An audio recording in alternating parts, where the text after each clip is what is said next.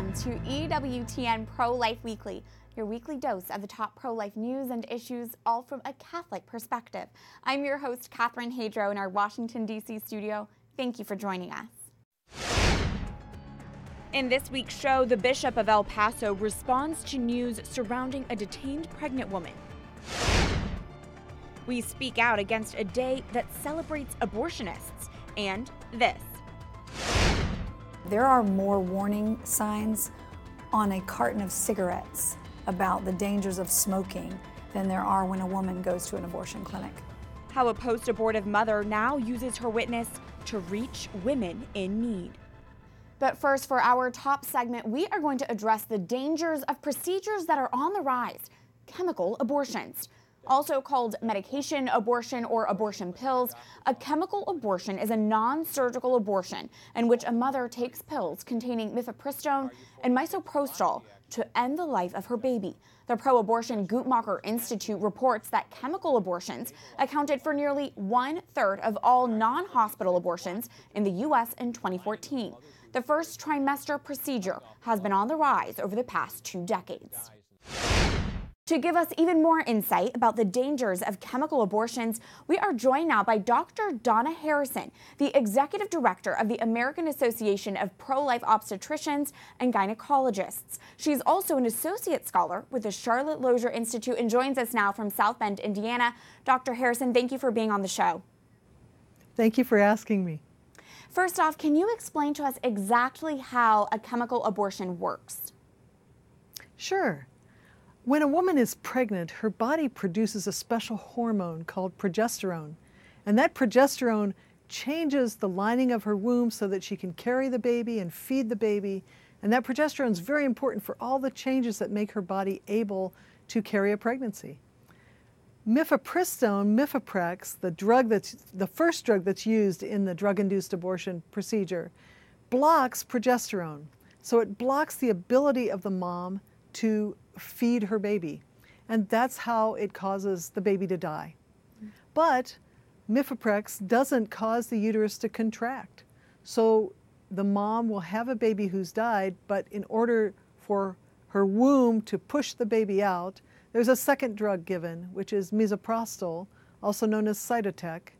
And that drug causes strong contractions, strong cramps, which causes the woman's womb to push the baby out. And that's how it's done.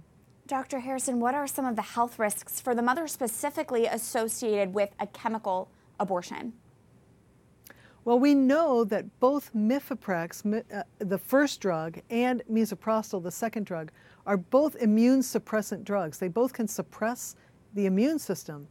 And that's how Holly Patterson of California, a beautiful 18-year-old, died within 2 weeks of taking the abortion drug.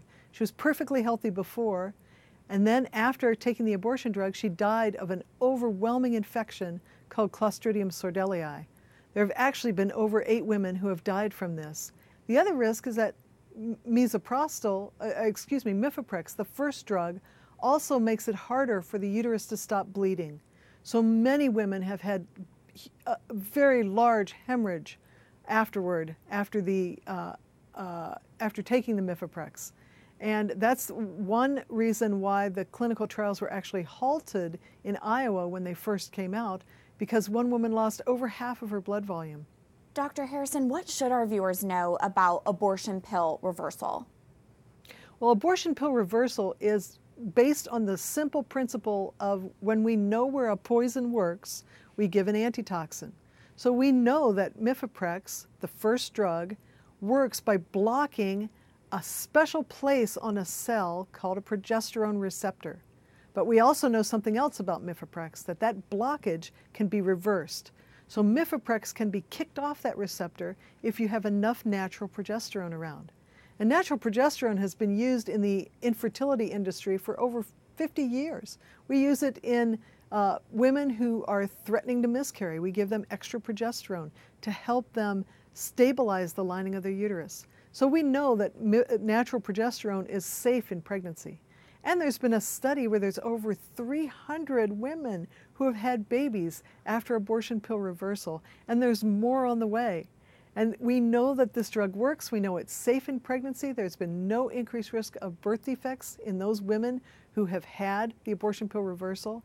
So the most important thing you could take away from this interview is to tell your family and friends that, hey, if you've made a mistake and you've taken the first drug, Mifeprex, there's hope.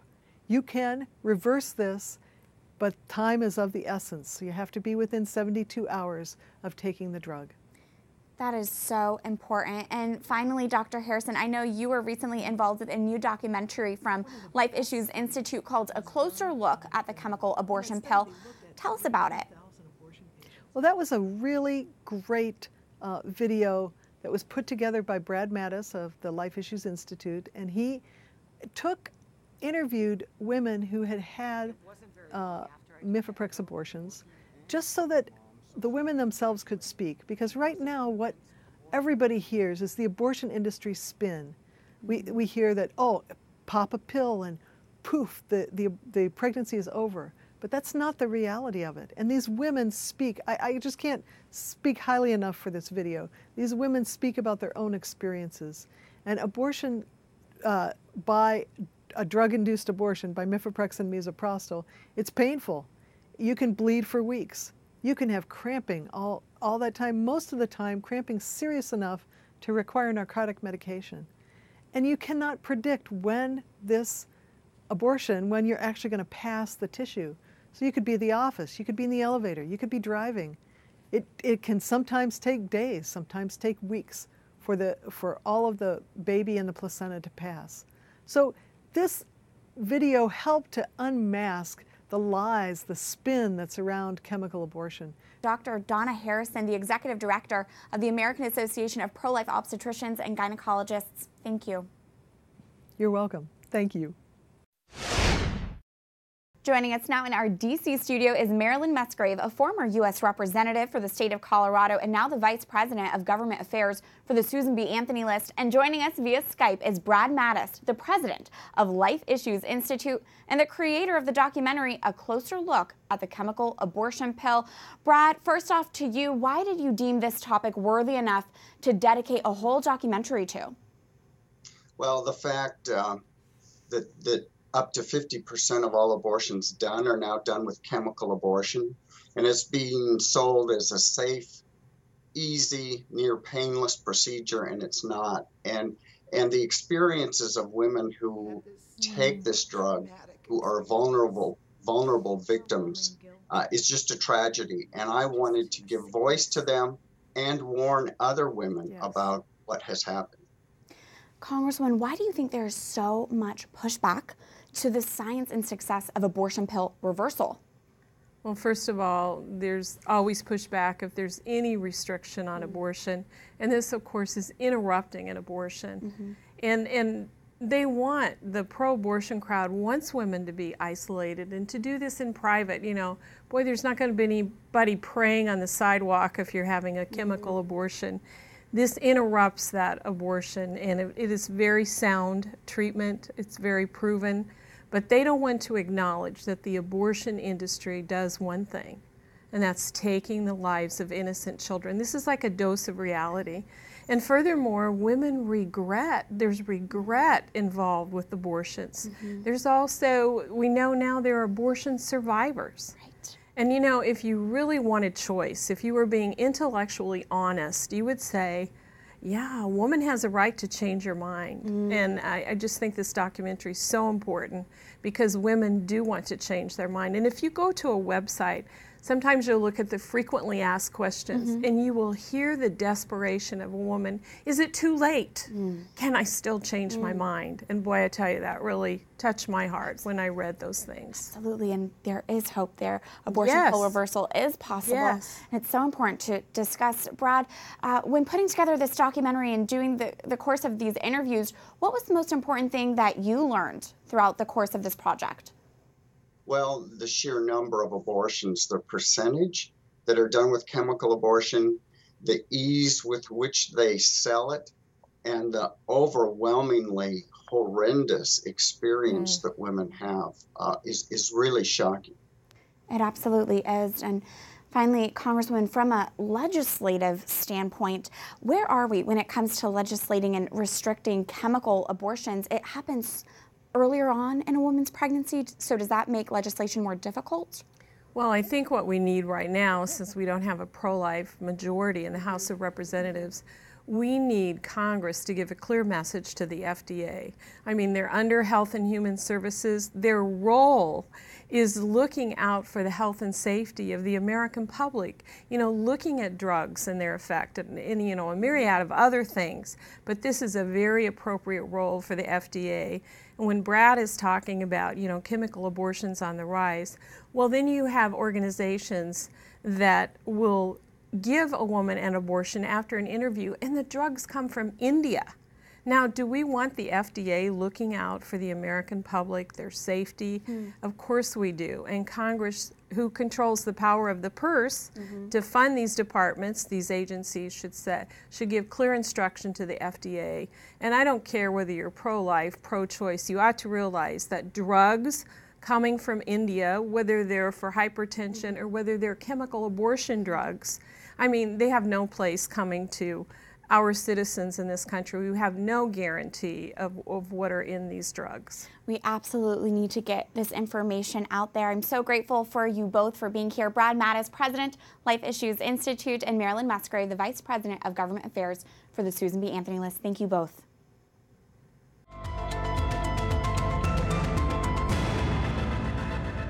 The U.S. Senate recently rejected the Born Alive Abortion Survivors Protection Act, a bill that would protect newborns who survive botched abortions by requiring they get the necessary and appropriate medical care.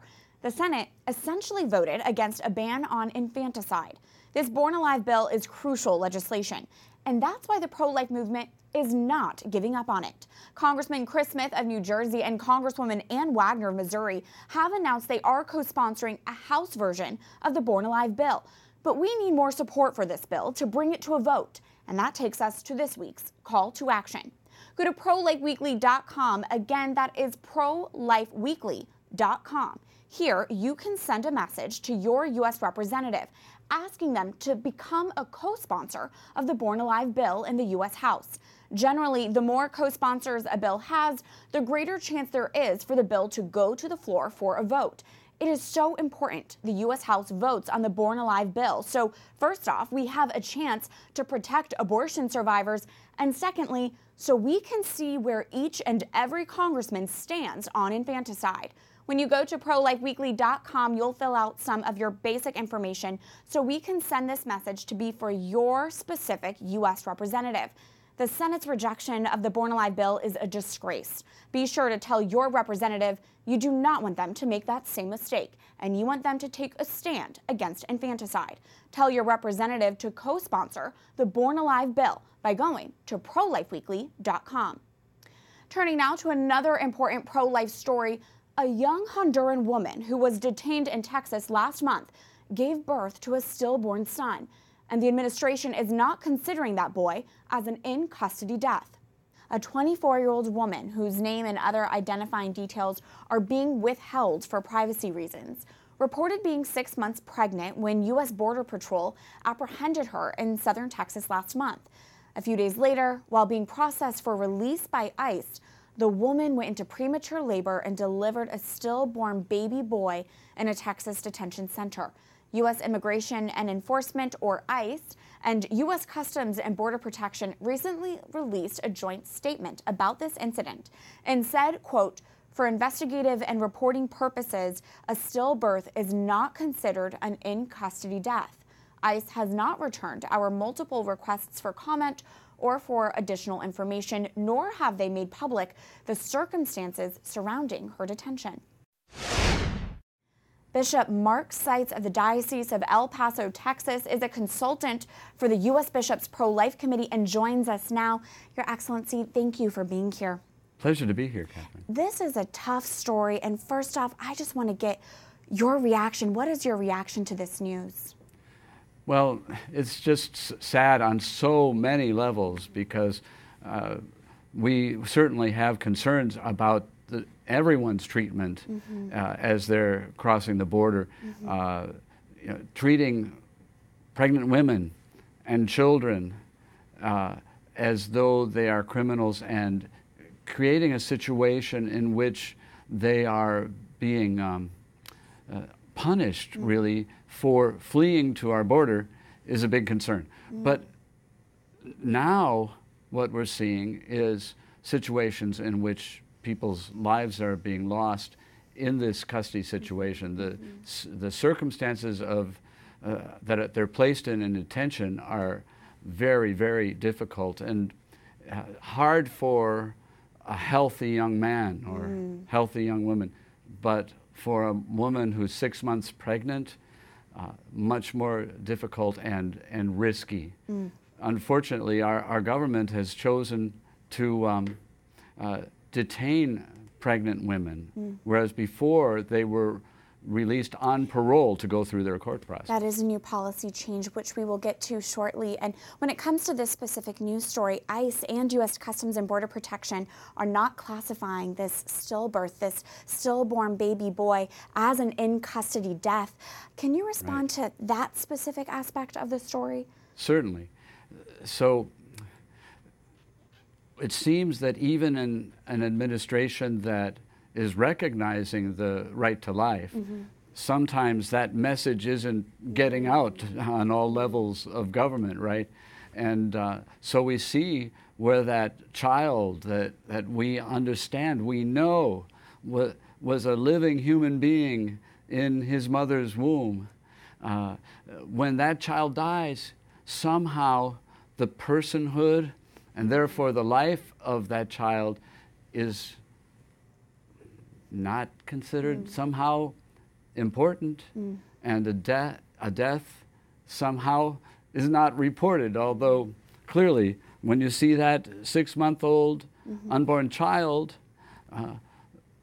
what else? What else was that child but a person? When this news first broke, abortion advocates online were criticizing the pro-life movement and assuming that they would not be upset and outraged over this news story. But Your Excellency, can you clarify how we as pro-life Catholics view the sanctity of every life and mourn the loss of every life? Citizenship does not convey personhood. You know, whatever circumstance the person is in does not convey personhood. Rich or poor, whatever class or race, we believe that God brought life to that child. And while we do not know many specific details about this case and this specific woman, we do know there has been a policy change in this administration so that within the Department of Homeland Security, there is no longer a presumption of release for all pregnant detainees, and instead, ICE will do a case-by-case custody determination for pregnant women who are detained. What is your reaction to this policy change? Well, it's really moving the wrong direction, right? We recognize that every human life has dignity, and especially the most vulnerable. So here's a case where that unborn child and that child's dignity wasn't fully recognized, and it still is not being fully recognized. And that led, I think it's not too much to assume, that led to that woman's pregnancy not being perhaps cared for, and the fact that she wasn't placed in a situation where she could really safely bring that child to birth. Thank you so much for being here, Bishop Mark Seitz. It's a pleasure to be with you. When we come back, when you're in a situation like that, you tend to believe what you need to believe because it makes the decision easier. And that's what happened with me. a post-abortive mother transforms her grief into saving unborn lives. Don't miss her powerful story. Stay tuned as EWTN Pro-Life Weekly continues after this break.